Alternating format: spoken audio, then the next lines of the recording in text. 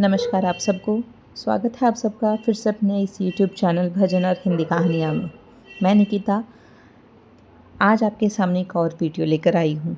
आप सबने सुना ही होगा कि हमें भोजन करने के बाद थाली में हाथ नहीं धोना चाहिए। सुना भी होगा, देखा भी होगा। जैसे कि हमारे पूर्वज थे, हमारे बड़े बुढ़ेरे या आज भी हम लोग गाँव में देखते हैं कि लोग खाना खाने के बाद बाहर आंगन में जाकर अपना हाथ धोते हैं या कहीं और जाकर शहरों में देखें तो वॉश बेसिन में जाकर अपना हाथ धोते हैं। जिस थाली में भोजन किया उस थाली में कभी भी अपना हाथ नहीं धोना चाहिए। इसके पीछे कारण भी बहुत बड़ा है। इससे पहले अगर आपने चैनल भजन और हिंदी कहानियाँ को अभी तक सब्सक्राइब नहीं किया है तो सब्सक्राइब ज़रूर करें। साथ के साथ बेल आइकन प्रेस कर लें जिससे आपको आने वाली वीडियो की नोटिफिकेशन भी मिलती रहे। जैसा आपने देखा कि जब भी पुराने या बुजुर्ग लोग भोजन करने बैठते हैं तो उस भोजन की थाली में से थोड़ा सा टुकड़ा निकालकर ज़मीन पर अलग रख देते हैं, जिससे वो कहते हैं कि ये हमने भोग लगा दिया, भगवान जी के नाम का हमने उसको निकाल दिया, भोग लगा दिया। साथ ही थोड़ा सा जल हाथ में लेकर उस थाली के या उस भोजन के चारों तरफ छिड़काव भी करते हैं ताकि वो जो भोजन है वो शुद्ध हो जाए।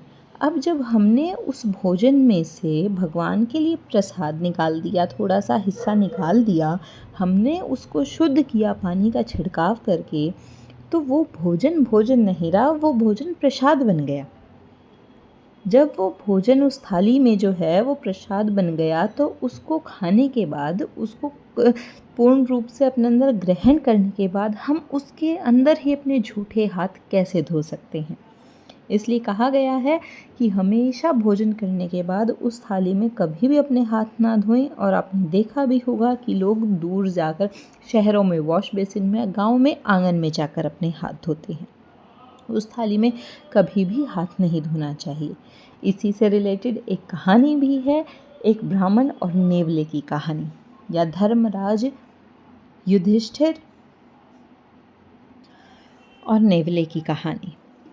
तो मैं आपको ये सुनाना शुरू करती हूँ। अगर आपको वीडियो अच्छी लगे तो लाइक और शेयर ज़रूर करिएगा। साथ ही अपना एक प्यारा सा कीमती सा कमेंट भी बताइएगा कि आपको कहानी कैसी लगी। एक गांव में एक परिवार रहता था। बहुत ही गरीब परिवार था। मियाँ बीवी दो ही लोग रहते थे। उनके घर में खाने को बहुत ही कम था। वो रोज़ मांगने जाता आदमी, और जो कुछ भी वो मांग के लेके आता उससे उसकी पत्नी जो थी वो घर में खाना बनाती और वही वो दोनों ग्रहण करते। पूरे दिन में एक ही समय वो लोग खाना खाते थे। सुबह वो मांगने जाता, शाम को आता, जो शाम को लेकर आता उससे उसकी पत्नी भोजन बनाती और फिर वो शाम को भोजन ग्रहण करते। अब वो दिन में एक ही समय भोजन ग्रहण करते थे। एक दिन वो आदमी भोजन मांग कर लाया, उसने अपनी पत्नी को दिया, उसने खाना बना दिया। जैसे ही वो खाना खाने के लिए बैठे उसी समय उनके दरवाजे पर दस्तक हुई। सामने देखा तो एक महाराज जी खड़े थे। महाराज जी ने कहा, भिक्षाम देहि।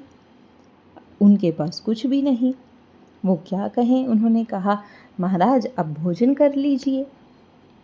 जो गुरुजी आए थे, जो पंडित जी आए थे, महाराज जी आए थे, उन्होंने कहा ठीक है भोजन करा दीजिए, वैसे भी मैं बहुत भूखा हूँ, क्योंकि उस आदमी के पास खाने के अलावा तो कुछ था ही नहीं। तो उन्होंने उसको अंदर बैठा लिया।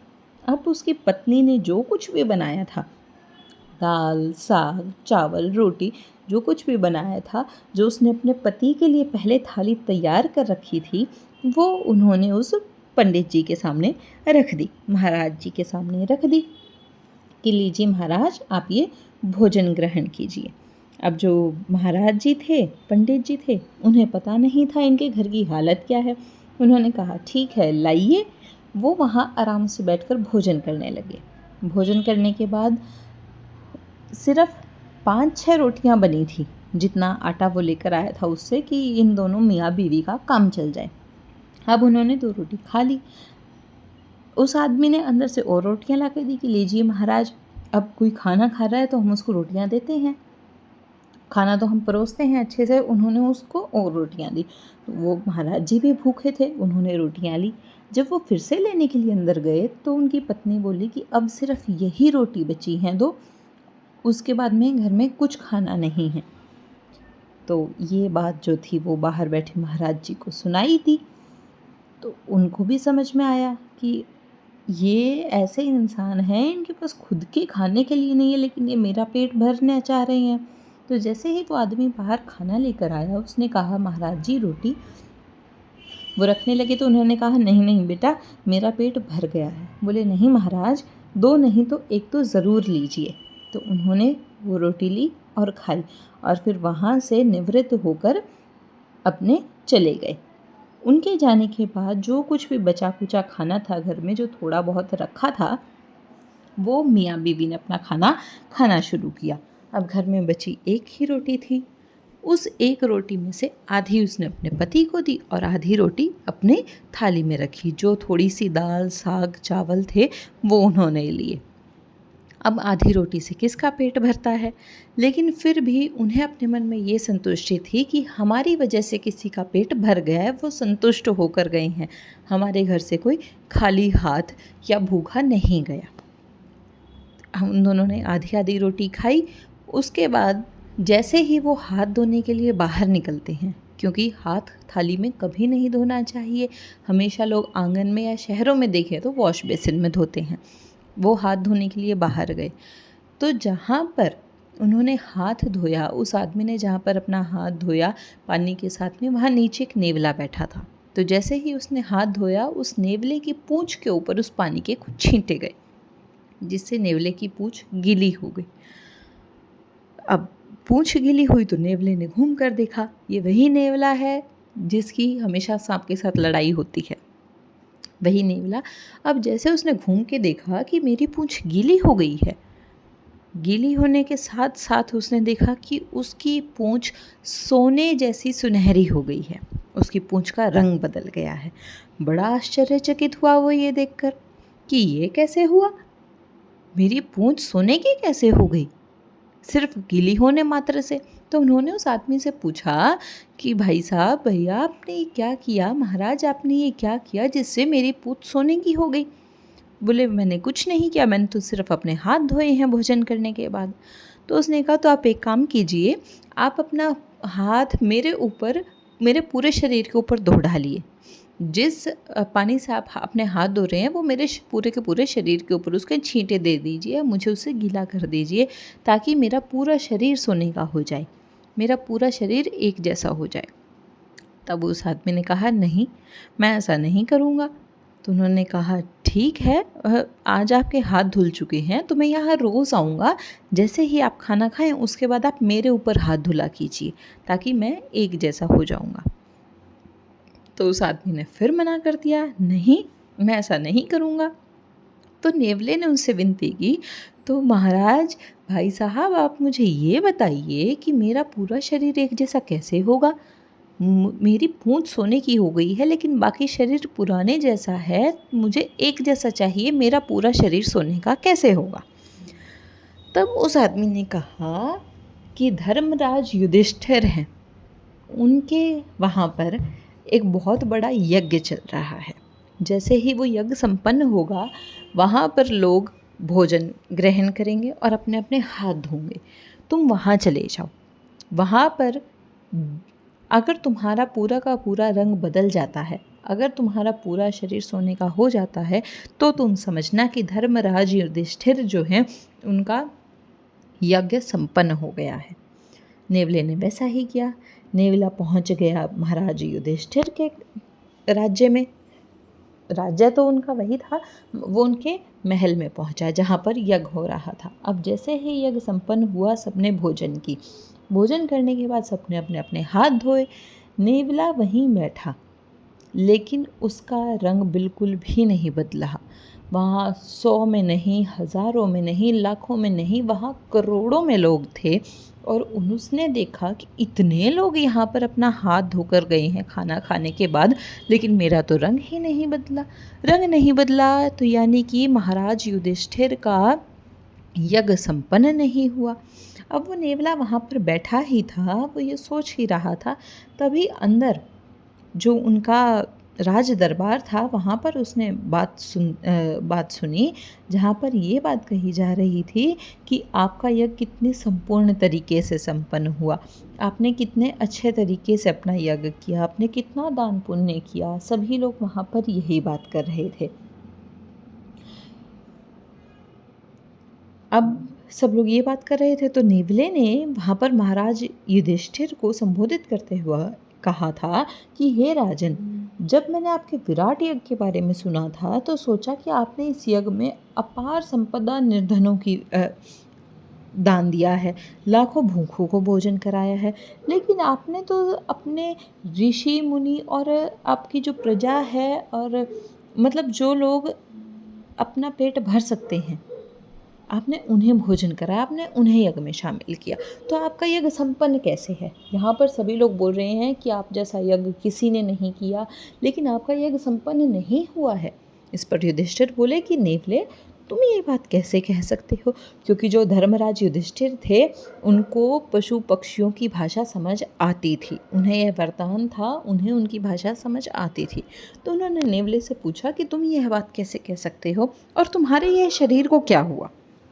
तो उसने कहा, मेरा शरीर एक बहुत ही परम ज्ञानी और विद्वान मनुष्य जो हैं उनके हाथ लगे पानी की वजह से ऐसा हुआ है।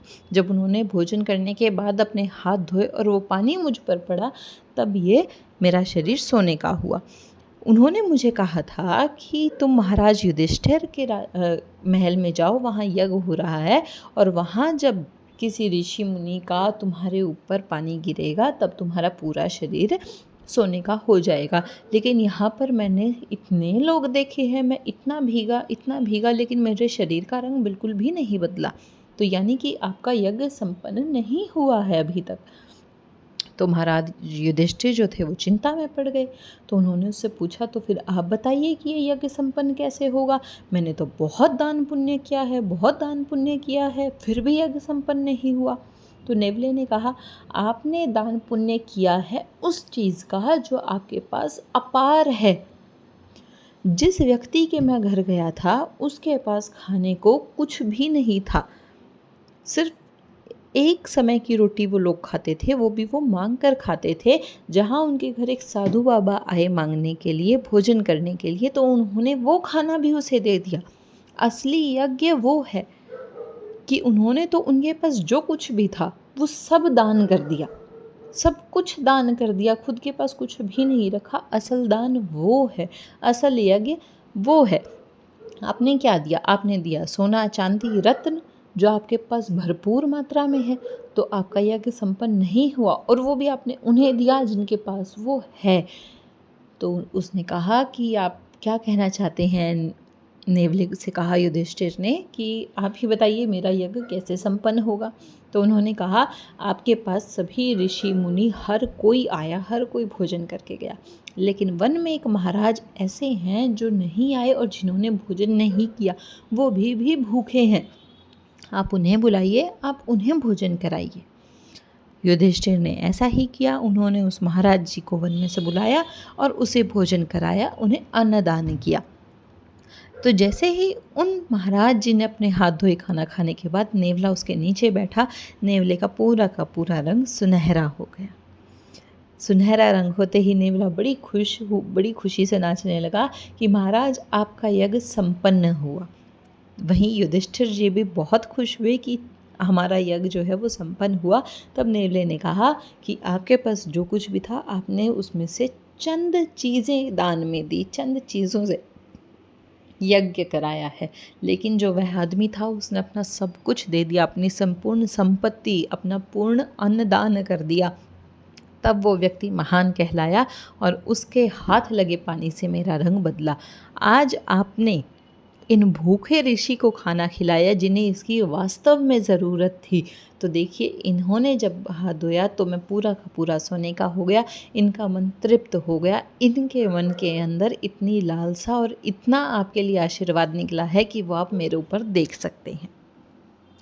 तो ये थी नेवले की और युधिष्ठिर की कहानी। लेकिन असल बात ये है कि जो भोजन होता है वो हमारा प्रसाद स्वरूप होता है, उसके अंदर कभी भी झूठा नहीं डालना चाहिए। जितना भी आप अपनी थाली में ले रहे हैं उसको पूर्ण रूप से खाइए, उसका एक एक कण अच्छे से अपने अंदर रखिए, उसको ख़राब मत कीजिए, उसको थाली में झूठा मत छोड़िए, क्योंकि बहुत से लोग ऐसे हैं जिन्हें मिलता भी नहीं है। और अन्न जो है वो प्रसाद है, उसको संपूर्ण ग्रहण करें। अगर आपको वीडियो अच्छी लगी तो मेरे चैनल भजन और हिंदी कहानियाँ को सब्सक्राइब करना ना भूलें, साथ ही वीडियो को लाइक और एक प्यारा सा कमेंट भी ज़रूर करें। धन्यवाद।